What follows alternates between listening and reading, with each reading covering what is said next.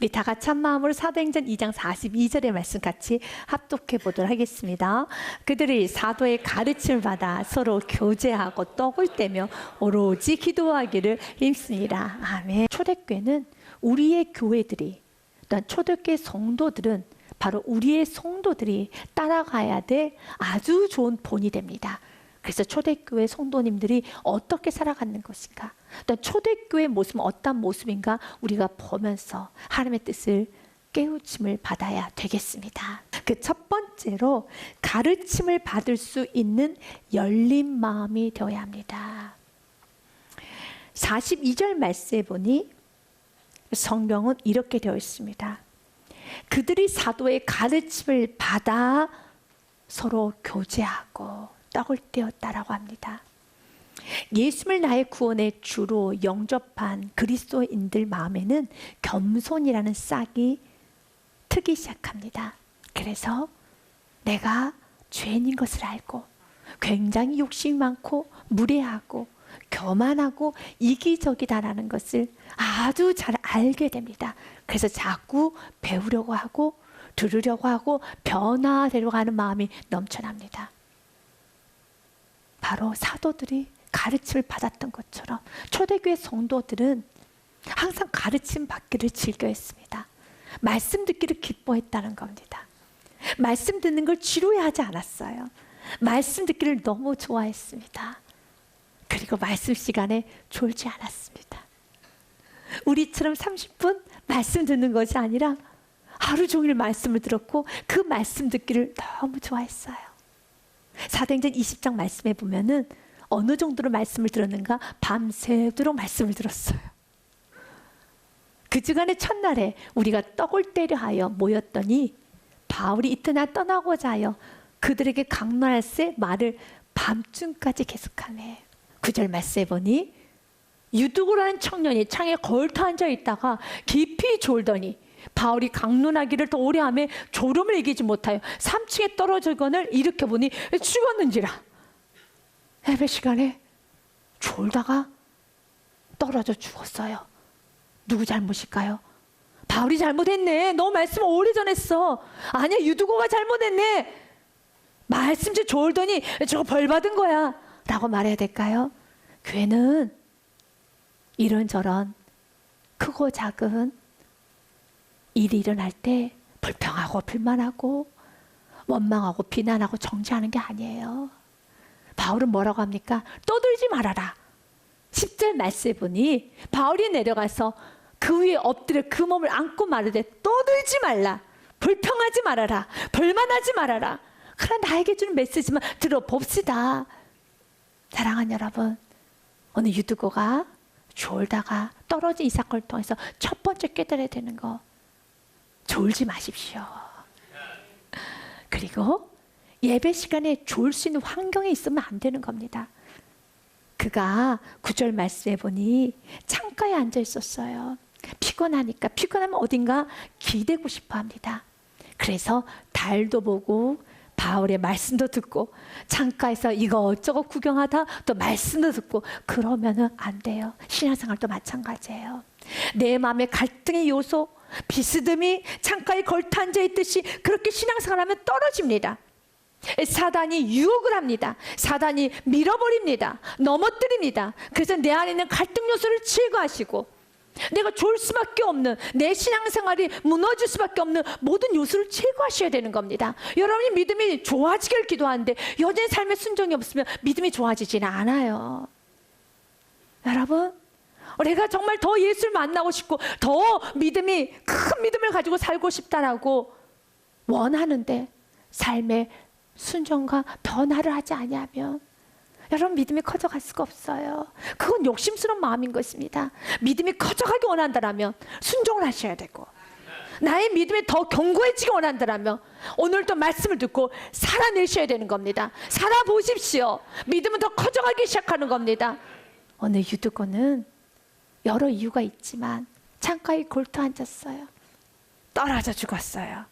하지만 하나님은 이 사건을 상처로 남기지 않도록 살려주셨어요. 그리고 우리 모두에게 깨우침만 주는 겁니다. 10절 말씀처럼 떠들지 말아라. 생명이 그에게 있다 하고 11절 말씀에 보니 올라가 떡을 떼어 먹고 오랫동안 곧 날이 새기까지 이야기하고 떠나니라. 회복이 되었어요. 오히려 더 풍성해졌습니다. 사랑하는 여러분, 말씀을 들을 때 졸면 안 되는 겁니다. 그리고 신앙생활을 여러분들이 비스에 위해서도 안 되는 겁니다. 예수를 만나면 더 열정적으로 말씀 듣기를 즐겨 하셔야 되고, 그리고 성경 보기를 즐겨 하셔야 됩니다. 특별히 사도의 가르침을 받으라고 되어 있죠. 사도의 가르침을 받는 부분은 참 중요합니다. 지금과 같이 이단이 흉흉하고 그리고 세상이 혼탁할 때는 사도의 가르침, 나의 교회가 있어야 되며 나의 강단이 있어야 되며 나의 목회자가 있어서 선포되어지는 말씀을 잘 듣고 신앙이 성장을 해야 합니다. 두 번째로 신앙생활을 어떻게 해야 되는가? 교회 공동체에 모이기를 기뻐하는 마음이 되어야 합니다. 46절 말씀에 보니 이렇게 되어 있습니다. 날마다 마음을 같이하여 성전에 모이기를 힘쓰고 라고 되어 있어요. 모이기를 힘써야 되는 것입니다. 여러분은 모이기를 기뻐하십니까? 어떤 성도님들은 모이고 교제하는 걸 많이 어려워하시는 분이 있습니다. 그러나 성경은 우리에게 날마다 마음을 같이 성전에 모이기를 힘쓰라고 되어 있어요. 우리 하나님도 잘 알고 계십니다. 우리가 모이기를 어려워한다는 걸 알고 있기 때문에 힘쓰라고 말을 한 것입니다. 힘쓰다란 뜻은 계속적으로 전념하여 끝까지 고집스러울 정도로 헌신하는 것을 말합니다. 힘쓰셔야 합니다. 여러분들이 교제를 하는 것이 무척 어려울 수 있어요. 특별히 나하고 맞지 않는 사람들과 같이 모여서 교제를 한다는 건 어렵습니다. 하지만 그렇게 여러 사람들과 어울려서 교제를 함으로써 내가 깎이는 것이고 조금 더 사랑과 배려와 용납하는 마음, 온유한 마음으로 우리가 다듬어져 가는 것입니다. 그리고 공동체 안에서 서로 교제가 잘 이루어지기 위해서는 교회라는 공동체 안에서는 세상의 말이 아닌 하나님 중심의 말을 하는 것이 참 옳습니다.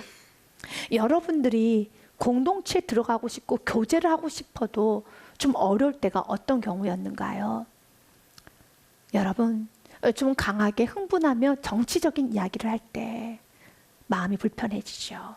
경제적인 이야기를 할 때, 또한 너무 많은 비판과 비난을 할 때, 또한 한국 교회에 또한 목회자들이라고 하며 여러 비난과 비판을 쏟아낼 때 마음이 불편해지죠. 또한 자기 자랑이 많고 남편 자랑, 아내 자랑, 자녀 자랑과 물질을 내세울 때 마음이 불편해집니다.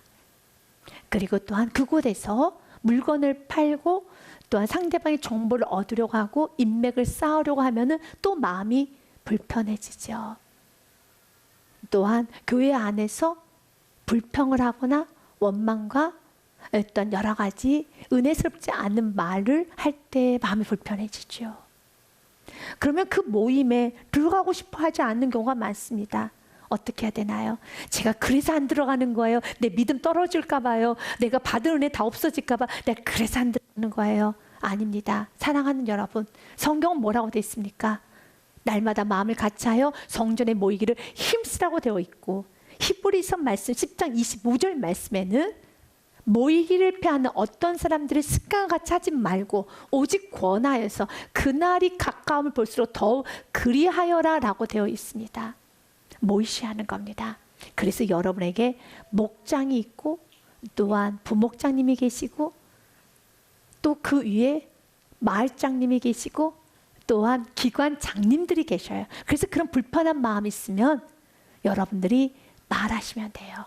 저는 이런 부분에 좀 불편하기 때문에 이 부분에 있어서 도와주세요 라고 하면, 그래서 지도자들을 세우는 겁니다. 또한 교육자들이 있습니다. 여러분이 말을 하면 되는 겁니다. 불편한 부분을 말을 해서 서로 시정해 가고 고쳐가서 모두 다 모이게 힘쓸 수 있는 교회가 되어야 하며, 더 나아가서 여러분은 어떤 누군가가 이 몸에 들어오는데 나의 말로 인하여서 나의 행동으로 인해서 불편하지 않도록 언제나 사람들이 싫어하는 말, 원망하는 거 싫어합니다. 불평하는 거 싫어합니다. 비난하고 비판하는 거 싫어합니다. 부정적인 거 싫어합니다. 욕심스럽게 말하는 거 싫어합니다. 이기적인 말 싫어합니다. 교만한 말 싫어합니다. 이런 말이 내 안에 있지 않는가 삼가 조심하면서 모이게 힘쓸 수 있는 우리가 되어야 합니다. 여러분에게 마틴 로이드 존스 목사님 했던 말을 좀 인용하면서 여러분에게 도전을 합니다. 여러분 자신이든 누구든 어떤 사람이 그리스도인지 아닌지를 알아보기 위한 첫 번째 테스트는 이렇게 물어보는 것입니다. 당신이 다른 그리스도인들과 함께 모이고 싶어 합니까? 여러분에게 이런 바람이 없다면 결론은 하나밖에 없습니다. 여러분은 그리스도인이 아닌 것입니다. 어떤 사람은 이렇게까지 말할 필요가 없다고 생각하겠지만 이런 경고는 필요합니다. 여러분, 왜 그럴까요?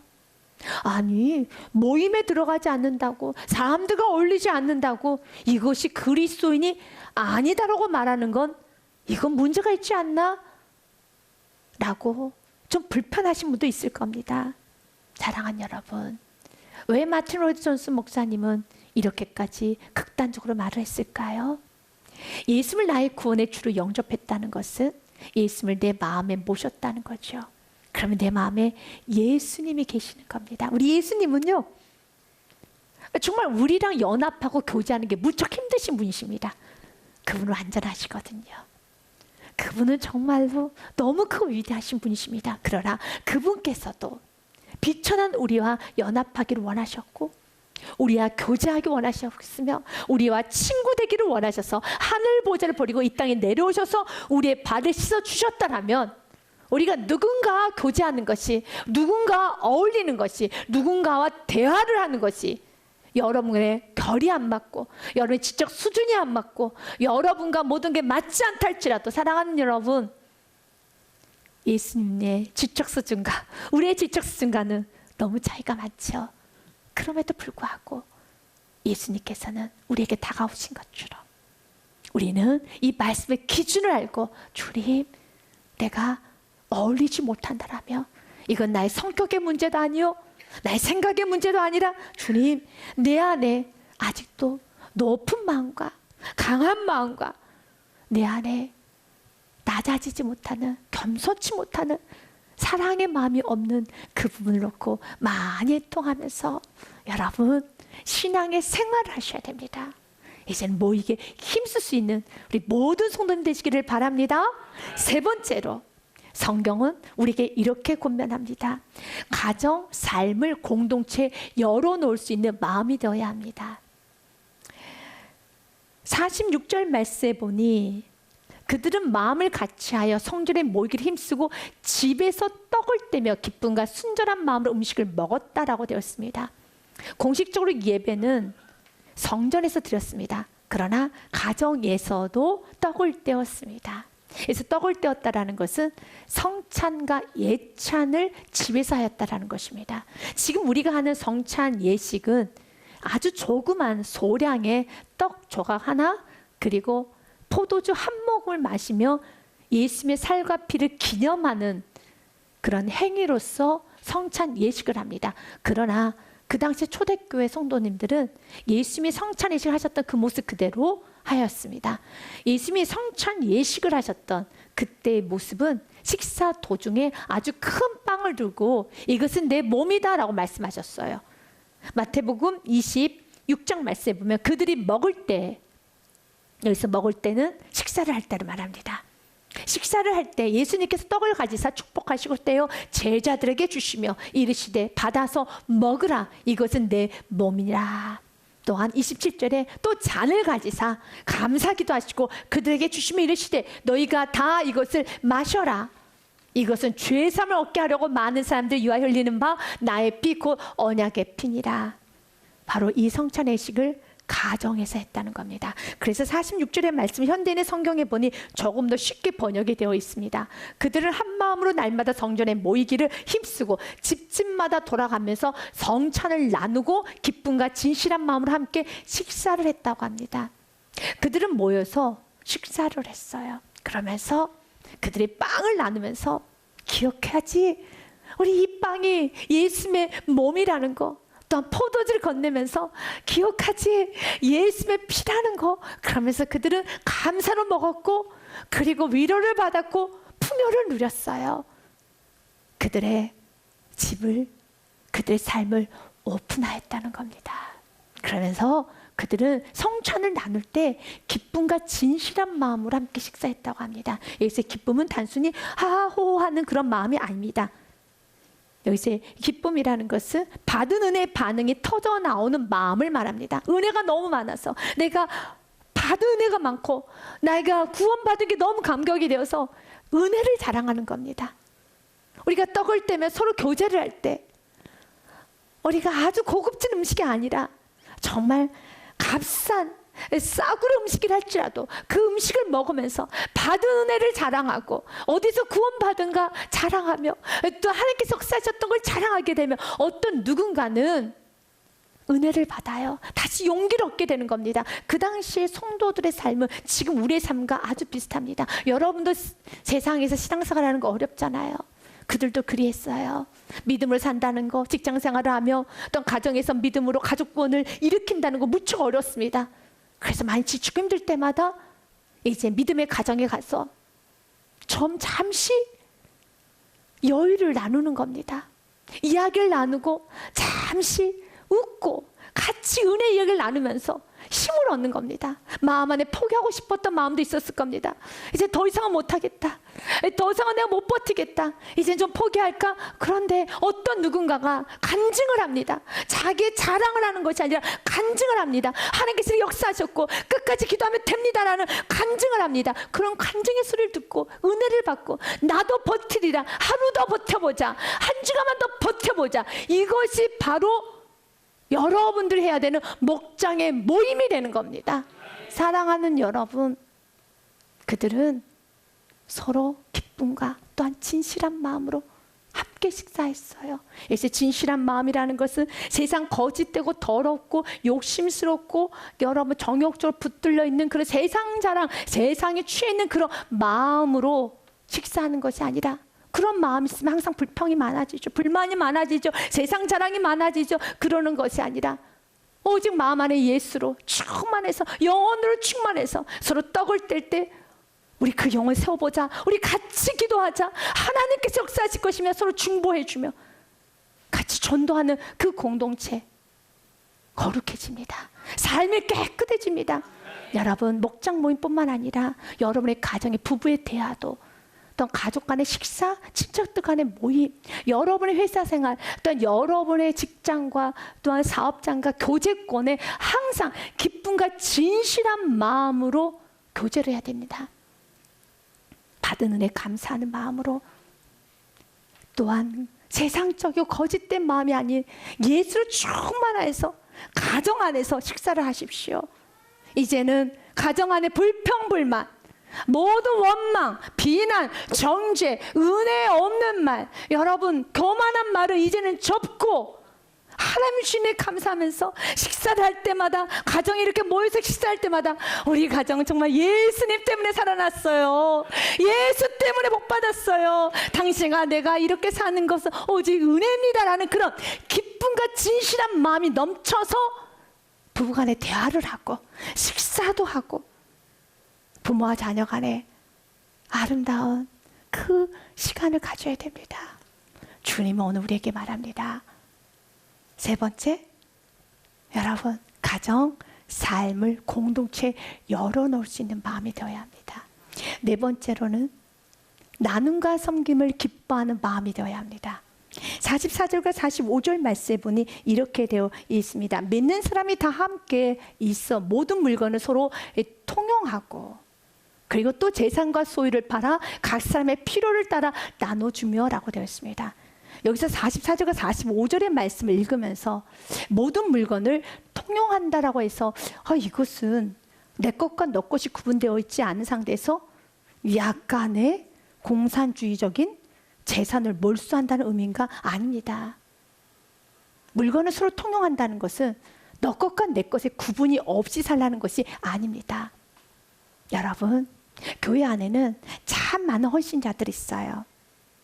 자신의 것을 내어주는 헌신자들이 많이 있습니다. 자신의 시간, 자신의 물질, 자신의 육체적인 여러분 몸을 다 내어줘요.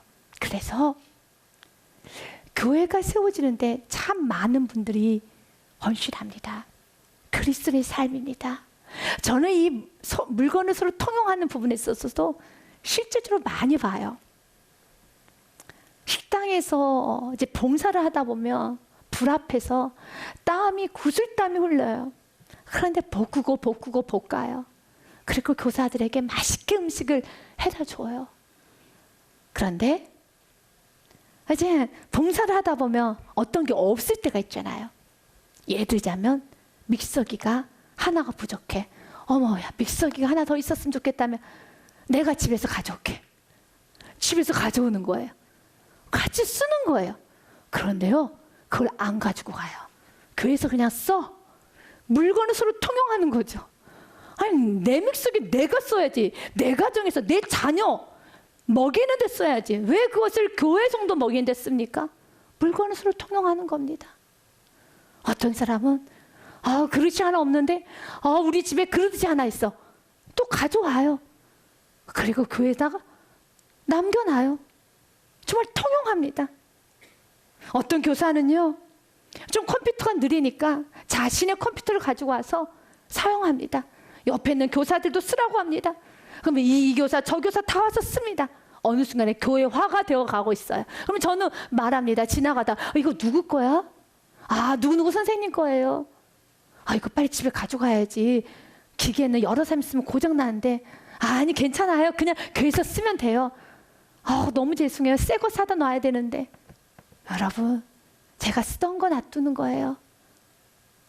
교회는 이렇게 맺고 가는 거예요. 물건을 서로 통용하는 거죠. 다 여러분이 했던 겁니다.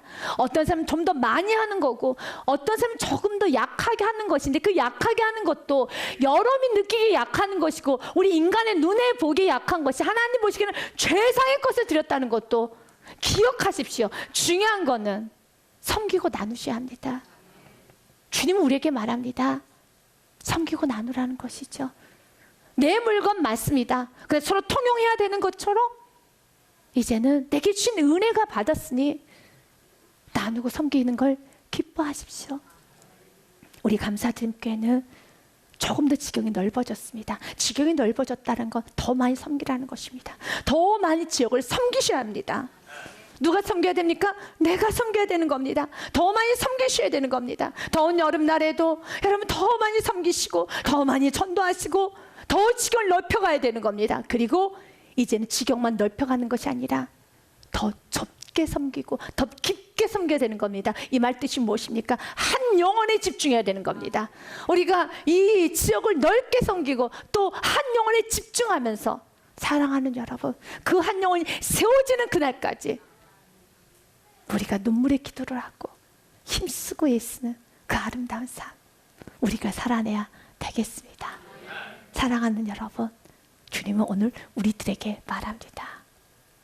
첫 번째로 말씀을 배우기에 힘쓰는, 가르침을 받을 수 있는 마음이 되어야 하고요. 또한 모이기에 기뻐하고 힘쓰고, 또한 가정과 삶을 공동체에 열어놓을 수 있는 마음, 나눔과 섬김을 기뻐하는 마음, 하나님 참 기뻐하는 성도, 기뻐하는 교회임을 꼭 기억하시고 언제나 이렇게 살아가는 저와 여러분 우리 모두가 되기를 주님의 이름으로 축복드립니다.